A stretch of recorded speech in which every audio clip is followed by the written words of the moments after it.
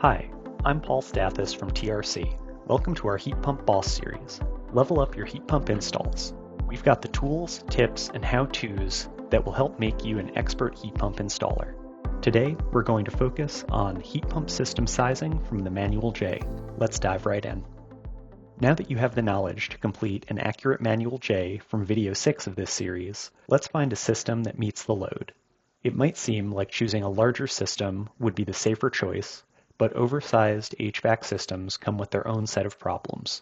They cost more upfront to install, they waste energy by running inefficiently, they wear out faster due to unnecessary strain, they struggle to keep temperatures consistent, leaving you less comfortable, and they perform poorly during mild weather when operating at part load. Here's the thing. Load calculations are already designed to handle extreme 99th percentile conditions. That means your system is built to handle the worst-case scenario. For the majority of the year, it's already oversized for mild weather, so there's no need to go bigger than what's truly necessary. Getting the load right, both for individual zones and the entire system as a block, is key to making your HVAC system perform at its best. Oversizing can cause all kinds of issues. Frequent low load cycling and purge cycling, poor dehumidification, which impacts comfort, higher energy bills, and unnecessary wear on the equipment. On the flip side, undersizing leaves you without enough heating capacity during freezing conditions, forcing the system to rely too much on supplemental heat. The sweet spot is right sizing. It ensures optimal performance, fewer service calls, and, most importantly, happier customers. This chart shows how a heat pump's capacity changes with outdoor temperature. The vertical line represents our design temperature, 7 degrees Fahrenheit. That's the temperature we sized the system for, meaning at 7 degrees, the heat pump should just meet the home's heating load, the diagonal line. If the system is undersized, the load line will be above the capacity, and supplemental heat will be needed, in red. But if it's oversized, it'll spend more time short cycling in the lower inefficient operating zone, in purple.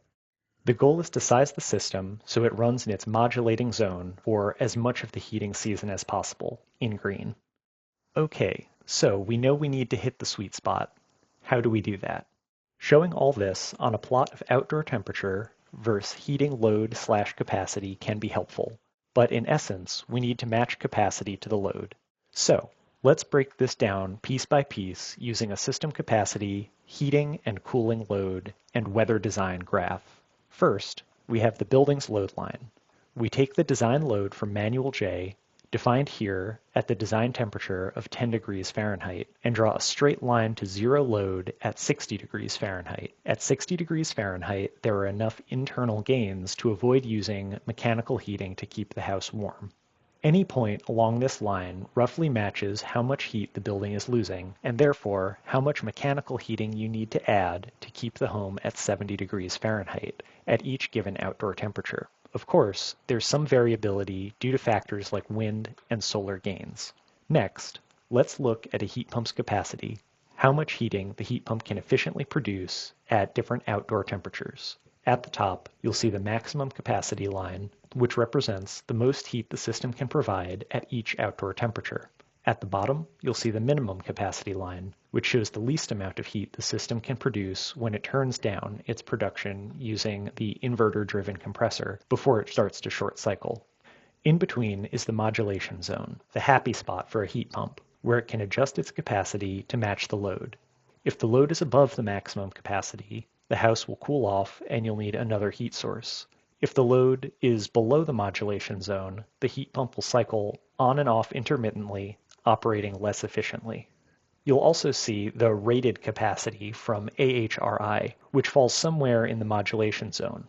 However, the rated capacity doesn't show the full picture of how a cold climate heat pump's variable capacity works or provide much insight into proper system sizing.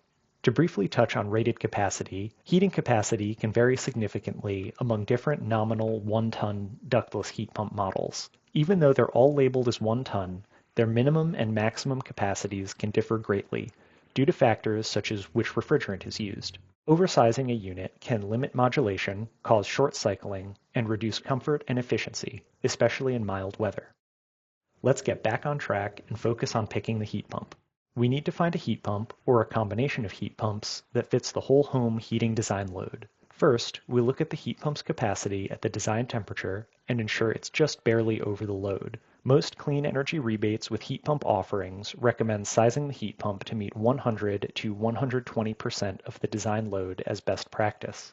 Next, let's look at how much of the load line falls within the modulation zone. We want as much of the load as possible to stay in the modulation zone, especially in the 30s, where most homes experience the majority of their annual heating needs. In mild temperatures, at some point, the load will drop below the modulation zone. This is okay, but we want to thoughtfully minimize it to avoid short cycling. Here is a simplified version of the system capacity, heating and cooling load, and weather data graph to help illustrate the concept. Here we can see, in green, where we will flip over to short cycling. There are other ways to use this approach. Now that we have this framework, we can apply it to matching a room or zonal load instead. For example, use the zone's design load and plot it against the capacity of an individual ductless head or the output from a duct supply register. The process is the same, and the results can help you right size for specific zones. We can also think about what happens if our load line is wrong, whether it's due to an overestimated manual J or because we decided to do some weatherization work first. Additionally, we can explore other heat pumps that meet the design load but have larger modulation zones to reduce short cycling. Now let's consider the cooling implications. The real penalty for oversizing comes in cooling efficiency.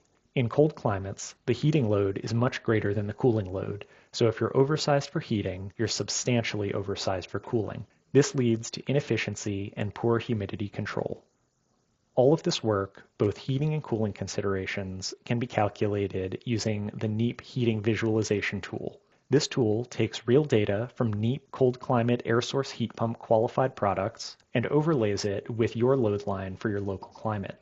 For more information and a tutorial walkthrough by TRC's own Parker Wall, visit Clean Heat Connect's NEAP Cold Climate Sizing Support Tool tutorial, also linked here.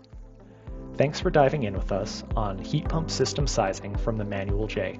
Remember, we're here for you at cleanheatconnect.ny.gov with more videos, resources, guides, and best practices.